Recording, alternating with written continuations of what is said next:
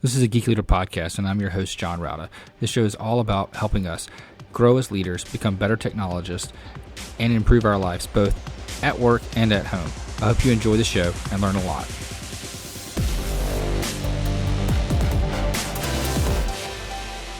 Welcome to a Geek Leader podcast. I'm your host, John Rauda. And if you could, please do me a favor and take a moment and leave a rating and review in whatever podcast player you're listening to this on, whether it's Apple Podcasts, Spotify, iHeartRadio, doesn't matter. I would greatly appreciate it. And that feedback really helps get other listeners to the show. Also, if you're not subscribed, go ahead and subscribe so you don't miss an episode. And if you feel so inclined, you can go to geekleader.com/tip and donate to the show. Thanks so much. All right, Geek Leaders, today I'm honored to have Katharine Loucaidou on the show. She is the author of a book called AI Secrets for Unstoppable Business Success and Life Hacks. So we're going to talk a lot about that today. She's also a coach, which is great for us entrepreneurs or people out there that need leadership help. Anyway, with all that being said, Katharine, welcome to the show. Thank you so much. I love being here. I don't get too many invitations to be on a tech show. So for me, like this is like my love, AI and tech. I just love it. So yeah, let's dive in. Yeah, so we have a lot of folks in our audience that like me struggle with some of the business acumen and leadership in tech. So we're gonna definitely want to talk about that. But before we do, how did you get to where you are in your career, and what is it exactly that you do? Okay, so I'm going to give you the short version because it's really long and detailed. But the short version is when I was 22, after I graduated from University of Toronto here, I decided to randomly move to a small Mediterranean island called Cyprus. And I lived there for 16 years. When I got there, I had a job lined up. I didn't realize that they were only going to pay me £150 a month, which wasn't really going to cover any bills. At 22, you'd think you should ask these questions, but you don't. So there I am. I'm in a foreign country. I'm not making enough. So I quickly got teaching English jobs. Super easy when you're Canadian like I am. And that led to me moving through the education system and sort of up-leveling my teaching status. So I went from primary to secondary teaching for about 6 years, got my master's degree. And this is sort of where the relevancy comes to tech, because my master's degree was in educational technology in 2003. So I had to create an online course back in 2003 for my dissertation. So that really got me into this idea that people really do learn better online. They do have their brain functions very well and very similar to the internet, which is what my dissertation was on. So just after that, so here's where the story starts to get a little rocky.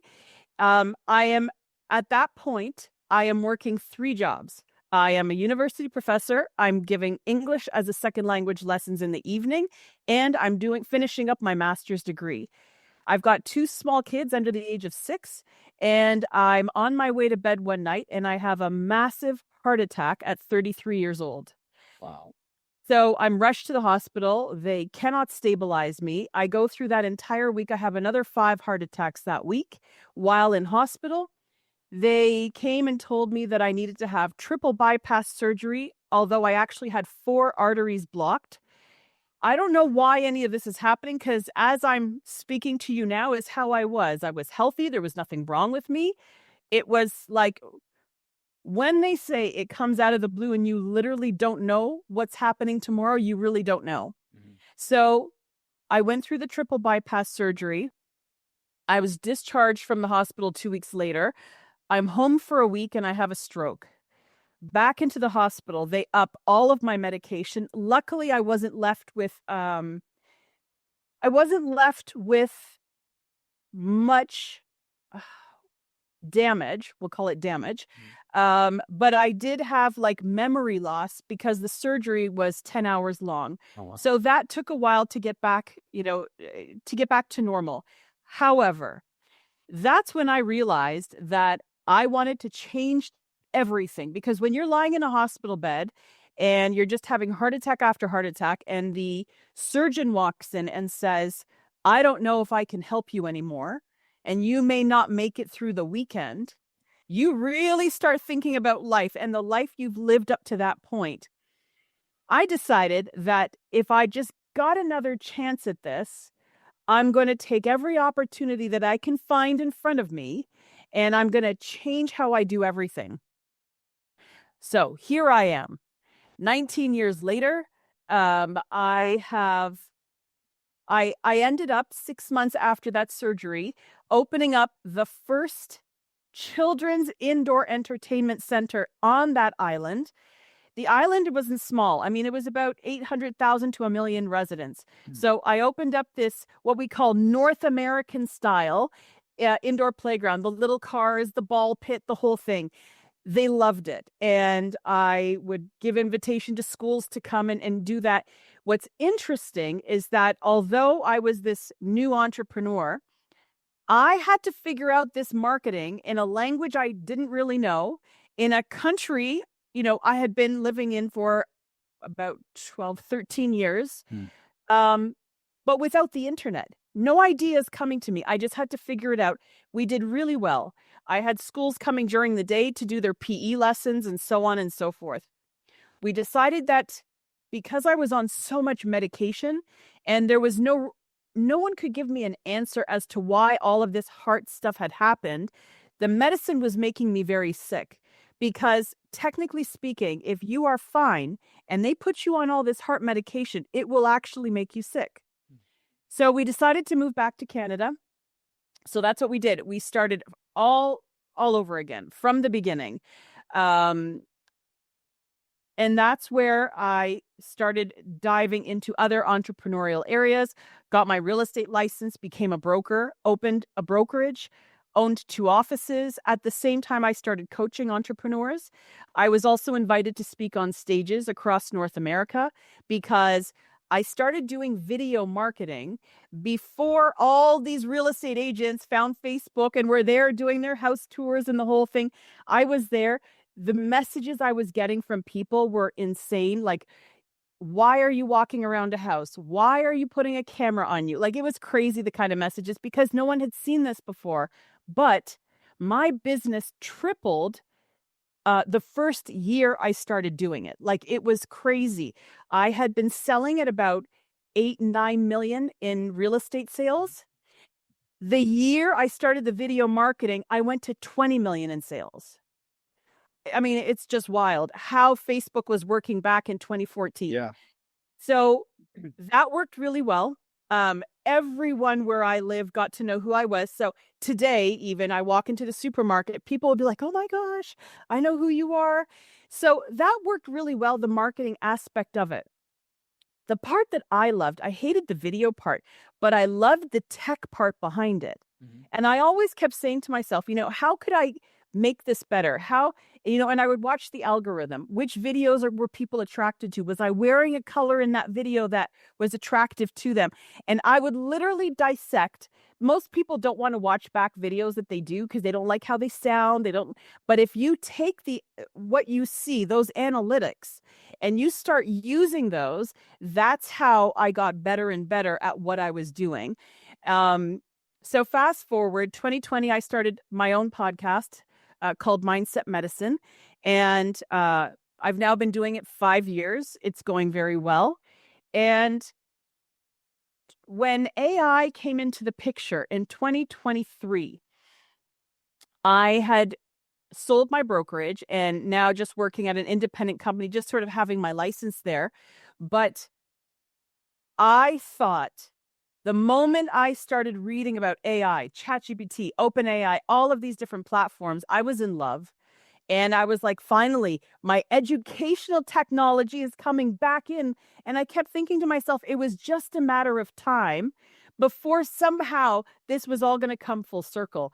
So I dove into it. I was on it every day for hours until the limits would kick me off, because there were these limits, and come back on in 2 hours and you can try again. So I decided, while I'm still coaching entrepreneurs and I'm asking them, what do you think about AI?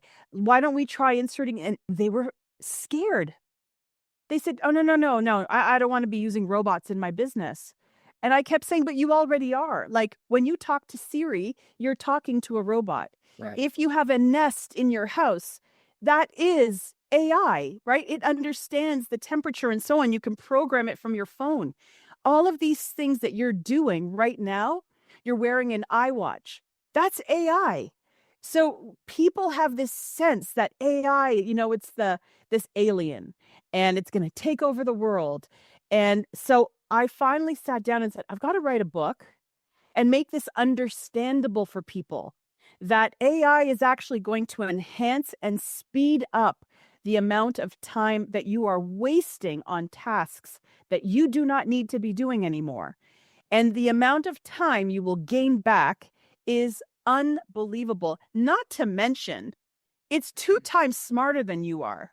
So, although you believe that your ideas in business may be really, really good, when you put those ideas into AI and you say, roast these ideas, act as a business analyst who, and then you give whatever your goal is.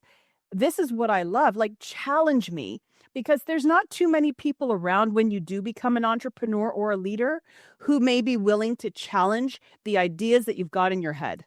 And me personally, this is what I love. I think this is how I've been now an entrepreneur for 30 years. If I had had someone challenging me from day one, I would be even further faster than I have been. And I have been moving at a quick pace. So, this is sort of in a nutshell how I got to where I am now. While I was writing the book, I also decided to create an AI coaching clone of myself. And I made that into an app. And so that is sort of like a supplementary, I call it Katharine AI. And she provides guidance throughout the week in between the coaching calls. So at 2 a.m., when they're like, oh, I've got this great idea, I wonder what Katharine would think, they don't have to wonder anymore. They can go on my clone, which I have fed 15 years of all of my knowledge, videos, podcasts, any talk that I've done into this. So they literally get me at 2 a.m. instead of calling me at 2 a.m. So it's really, really good. So tell me a little bit about that, testing that, creation of that, and how all that worked when it comes to like, making sure that the voice that you want people to hear of you is the voice that they're hearing from that AI, like when not like the actual, audible voice, but like the language that you would use. So it sounds, like what you would say. So the beauty of having a podcast until when I created it, in 2024, once you've had a podcast for 4 years, the amount of content that is now available, and then I fed all of it into this AI. So this AI now has over 2 million words that Katharine has said, ideas and everything. So even when I go in, I said, oh my gosh, this is amazing. So then I handed it to my husband and I'm like, here, talk to my clone. And so I said, and be you, like really be you, be antagonistic, challenge me. And he would go on and he came off and he looked at me. He's like, oh, she's far nicer than you are. So, but what I realized was I needed a test group. Right. So I actually sent it to coaching clients of mine. I said, hey, listen, just try this out for a week. And I want you to just keep putting in whatever random idea you're driving along the road. You've got this, go in, talk to her. And they all came back and they were like, oh my God, it's literally as if I were talking to you and you were giving me that advice, because it had natural language from my podcasts.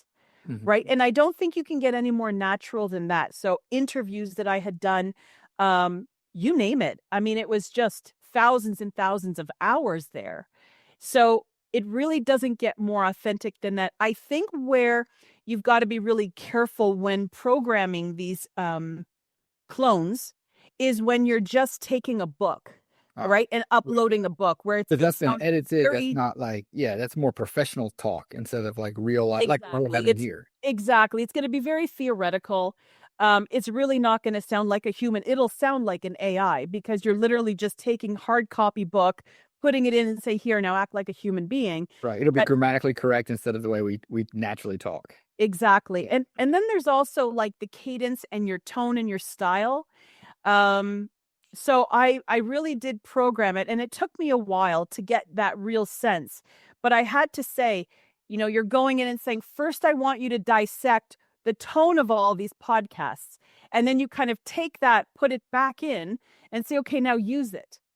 So you're doing a little bit of work. Well, a lot of work. It generally took me about 6 to 7 months over that period to just keep working on. And then, of course, the actual voice, I had to audio record many different recordings, upload those, and make sure she sound close enough to me. So a person really felt like when they were doing the audio talking, it did sound like me. So but I found all of this fun, right? Like it wasn't work to me. I was like, okay, I absolutely love this. So, but now, even though my clients use it, I actually use it when I want to retrieve something that I've said at some point in the past. And I'll say, do you remember when I talked about this? Pull up that podcast, the paper I wrote. Yeah. It doesn't matter what it is. And it has been a godsend for me. It's like my library of me, which you normally wouldn't have access to. Right. It's like a external storage for your memory. 100%. I mean, this is only things that we could only have imagined, right? 3 years ago, that there is a storage of me with everything I've ever said or taught that I can now access even for my own personal use. Awesome. Yeah, that's great. I think that's fantastic. Shifting gears just a little bit, because that was just something that really fascinated me. I wanted to hit on, but getting back to your book, AI Secrets, tell me a little bit about how can tech leaders or business leaders use some of the things in this book to make their life a little bit easier. Okay, so I've actually conducted a lot of workshops for small businesses, for entrepreneurs, and for leaders on how they can use AI every day. Mhm. So to me, one of the best ways is, having your AI recording the Zoom while we are talking. This is number one for me because you are now fully engaged in the person you're talking to. And you can have, whether it's Read AI or Otter AI or any of these products, as they record. I know for me, I use Read AI. So let me just give you an example. So while we're talking, it's recording, it's highlighting notes that we've talked about. It is highlighting chapters of topics that we're talking about. But here is where I started using it almost like my own coach. So I actually get rated as a presenter or as a speaker within that call that I'm having. So what I was doing is during my coaching calls, they're being recorded. And then afterwards, I'm receiving this report and it says, you spoke 72% of the time. Well, that's wrong. If you're a coach, you shouldn't be speaking 72% of the time. Like now, if I get the report from this, it's going to be like, you literally spoke the whole podcast, Katharine. You need to stop talking. But this is what I love about it, because if you're a person who loves to improve and grow, this is how you do it, right? How many people are going to grade you on the amount of time you talked in a meeting? No one's going to stop you from talking if you're the leader. But as the leader, you should know that you should not be talking more than 50% of the time. You should be asking questions, because questions are going to get to the answers. This goes back to kind of what you did earlier when you looked at analytics and what was working on the video marketing. Now you're using analytics on what's working with, your presentations and the things that you're saying and the calls that you're on, and how to improve them, and taking that feedback almost like you're doing like an iterative approach of getting better based off the feedback that you're getting from AI tools. Well, and that's exactly it. And it goes a little bit beyond that. So it doesn't just tell you the percentage of talking. It actually tells you the engagement rating of the person listening to you. And so I found that fascinating because, if I see something like 60%, I'm like, well, where'd the other 40% go? Why weren't they paying attention to me? Obviously, I wasn't engaging enough. So, or maybe I didn't ask for enough engagement. That's the other thing. As a leader, are you asking for engagement from the people who you're leading? And if you're not, if it's this one-way leadership, well, I'll tell you right now, somewhere down the road in a very short period of time, you're going to have a problem, because there's got to be this, two-way engagement going on when you are running a business. So generally speaking, I love that it's actually making us more self-aware as a business leader. And if you pay attention, you will become so much better at what you do. Yeah. And that's what I like about these. Yeah, 100%. And I think, I've learned so much about myself just based off of, and my honestly, I've been told by people like, oh, if you use too much ChatGPT or Gemini or Grok, whatever AI tool you want to use, if you use too much of it, you're going to get dumber. You're going to rely on it more. Oh my I gosh. found the opposite. Like my writing has gotten better because I'll put things in there and it'll correct it and I'll read what it wrote back and I'll say, okay, so next time I'll make those changes myself. I'll put some of those phrases in there that sounds nicer.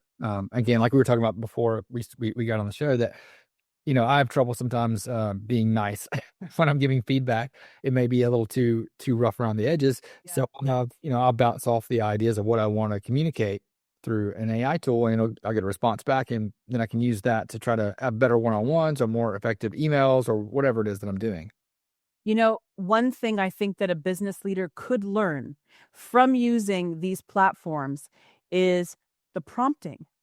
Now, and prompting I find is actually your prompt is you in daily life, Yeah. right? Whatever you go in, you ask for something simple, then AI is going to come back and give you a simple answer, right? Something you probably didn't even ask for because you weren't detailed enough. And it is literally the example of leadership in a company. The way that I always tell people is I want you to treat AI like a human being, like your assistant. If I were to ask my assistant, go and create me a social media post and have it ready in an hour, right? What is she going to create, or he? God knows what they're going to create. They don't know what's in my mind. Right. But here, those are my directions. So what I love about ChatGPT is it will come back with some random post that makes no sense whatsoever. And I'll be like, oh, right. I need to be more detailed. And so I'll say to it, what do you need from me? What do you need to know to create this post for me today? And it'll say, what topic, what audience? If you ingest that information that ChatGPT is giving back to you about how to create the proper prompt, you have now learned the art of communication with people. That's right. Yeah, I love that because you're giving it context, and I think one of the things that we, especially as tech geeks, struggle with is context. We assume that what we think is what everybody else thinks.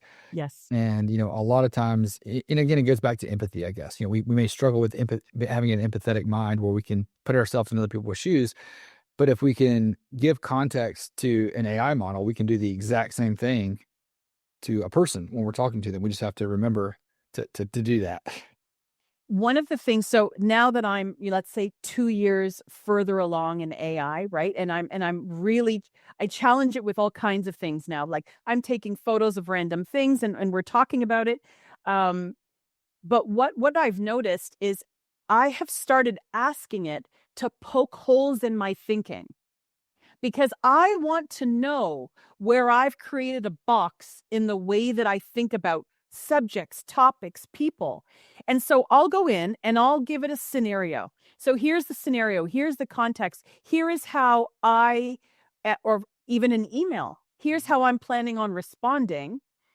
Poke holes in my thinking. What aren't I seeing? What perspective haven't I taken into account?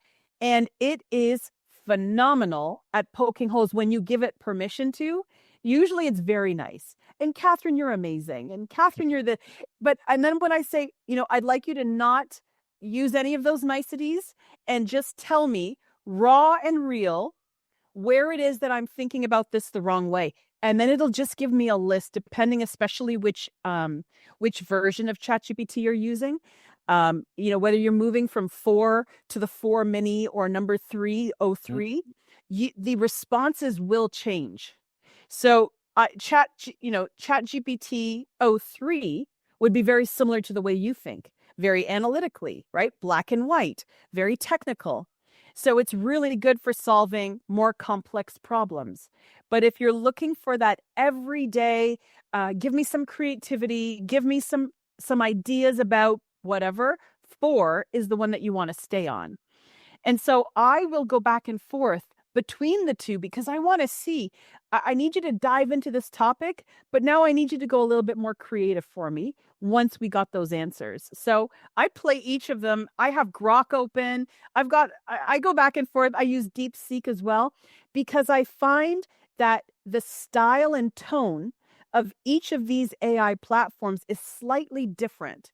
Yeah. And so I want to see, and I will ask for each of their opinions on what it is that I'm planning. And that's when I know. So let me, as an aside, I'm launching a new business next week. Okay. And I am going to pair AI with human intelligence. And I'm creating a social media content company, but it's going to pair these two together, which I haven't really seen too much of. I just see a lot of the same kinds of posts out there. So we're doing it a little bit differently. It will be, I'm creating GPT AI agents and so on and so forth. But here's what I've noticed is when I was discussing this idea I had, and I was really insistent that it cannot be like something that already exists. I went through every AI platform, gave my idea, and said, analyze this, poke holes, find me the blank space or the blue ocean of where I can define my idea. And then from the feedback from each of them, there was similarity. And then that's where I started tailoring the idea. Something like that previously, over my last 30 years, would probably have taken me 6 months to survey a whole bunch of different people. Mm-hmm. And then who do I listen to? Who doesn't know what they're talking about, right? And I'm going through all that. That took me probably 30 minutes to get some really good response from all of those platforms. I mean, the way that we can fast forward what we want to do today, and this is sort of coming back to my book, where I say that you can have business success because these tasks that used to take us so long can now take nanoseconds, and then we can move on to the next thing. So I would never have been able to create a new business while also still coaching, writing a book last year, creating an AI coaching clone. You couldn't do all this before. But because of AI now, automating things, making my emails categorized now for me every morning, so I'm not even wasting an hour reading emails. All of it has been optimized. That's what I love. Yeah, that's fantastic. And I think that's kind of like the new future. And we're seeing, I'm seeing at least a shift in people that are using it more and more and people that aren't. And, it's almost causing a chasm. What do we do to try to, bridge that? Education. This is what I've been doing for the last year since I wrote the book, because I noticed that there were people who wouldn't even buy the book. I don't want to know anything about it. I'm not inserting that into my business. And I say, okay, but even with my parents, right? So my parents are in their 80s. They go on Facebook, but that's about the end of it. Sometimes Google. And, my mom has been having, she has some issues and so on post-COVID. So she's been getting blood tests and so on. She's like, well, I don't know what this means. And I said, take a picture of it. Upload it into ChatGPT. Ask ChatGPT to explain your results as a medical professional, as if you're as if you're in grade 5. Mm-hmm. So there it does. It spits it out and it says, you are this. This is what your experience. She's like, oh my God, Katharine, this is amazing. And I said, now you don't have to rely on to keep calling your doctor's assistant and wait for him to call you back in 4 days if he calls you back. You now have accessibility to these things that are important to you.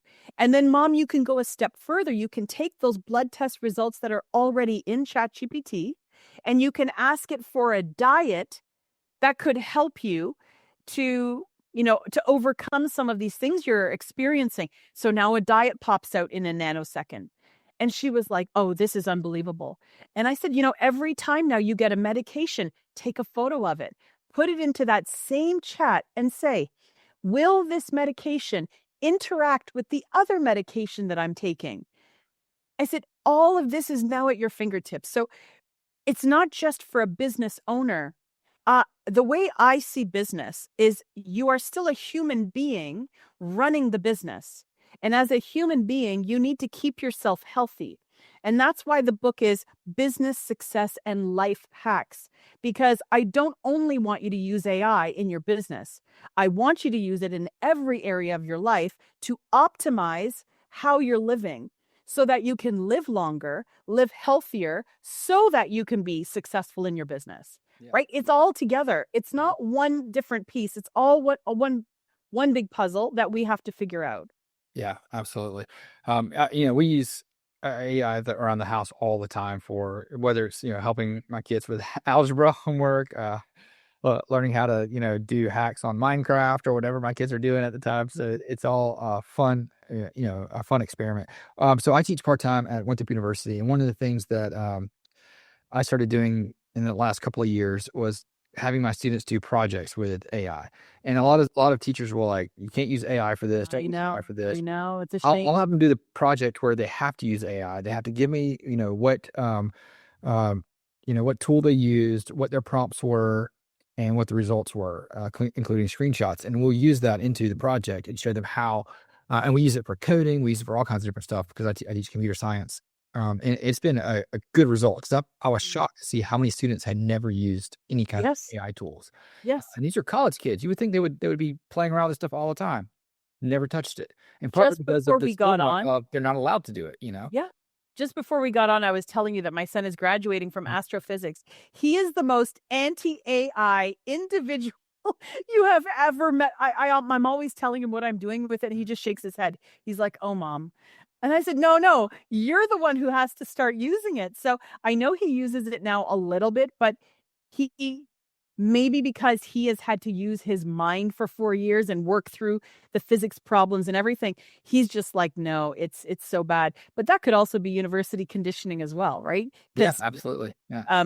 They don't want you using AI in anything that they're doing, nor in any of the schools.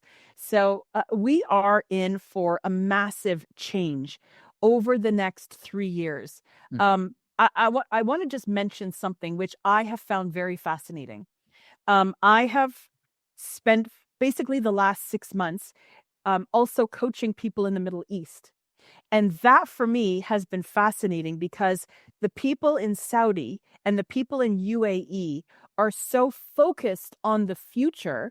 They have what is called the 2030 plan for that entire area of the world.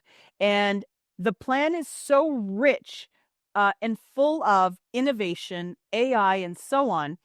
You don't realize how much we're falling behind in North America until you speak to people elsewhere in the world who are so future focused and are like just moving forward at a crazy pace.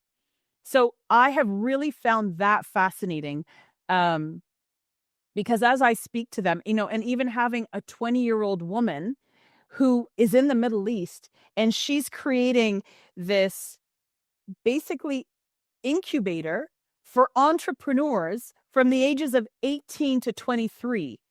And she's hoping that they can change the way that they're thinking for 2030 so that they can all have a business up and running by then. So it's just an entirely different way that they're seeing the world in the future. And I feel like we've almost lagged behind because we're so caught up in the noise around us rather than being future focused on, where are we going instead of just where are we now?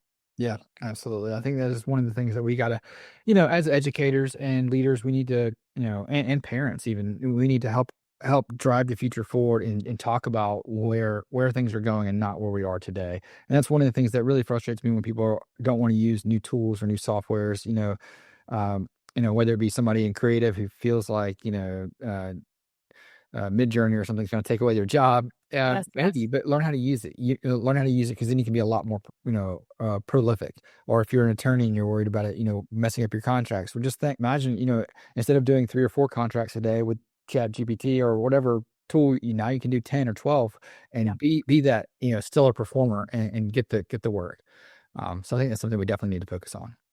Well, and I could have taken that approach as well as someone who's opening a social media content company. Like, why would I do that in this day and age? Well, I'll tell you why. Because I think that if we can merge AI and the way, and I program a GPT into the voice, style, and focus of every client that I take on, every business. And then that we now use the human creative and create posts based on exactly who they are. We're now going to be even more defined than they would have been able to create.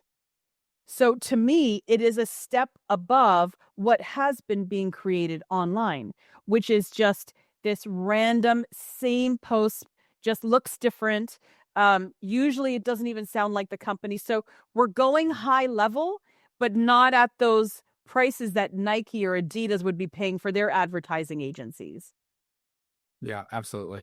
Katharine, this has been great. How can people find out more about the things that they should be doing with AI that they're not today? Maybe connect with you online and pick up a copy of your book. So my book is on Amazon, on all Amazon, every country. AI, if you just start typing in AI secrets for business, and you see Katharine Loucaidou, that's the one, the purple cover. My website has basically everything that I've been doing. It has blog posts. It's got the courses that I've been creating, KatharineLoucaidouCoaching.com. And my new business, if they want to check that out, what it looks like to have social media content with AI and human intelligence, that's Impressify, like impress, and then ify.ca. So that's basically where I am. And then, of course, all the social media channels, Katharine Loucaidou Coaching. Awesome. We'll link that in the show notes too at geekleader.com so people can go there and click through. Again, Katharine, thanks so much for coming on the show. Really appreciate it. Thank you so much. It's been a pleasure. Hope you enjoyed the show. Please go to geekleader.com to learn more about what this guest is up to, click on their links, and connect with them online. I would also greatly appreciate it if you could leave me a rating and review in Apple Podcasts or wherever you listen to the show. And make sure you've subscribed if you haven't already. And if you feel so inclined, you can leave me a tip by going to geekleader.com/tip.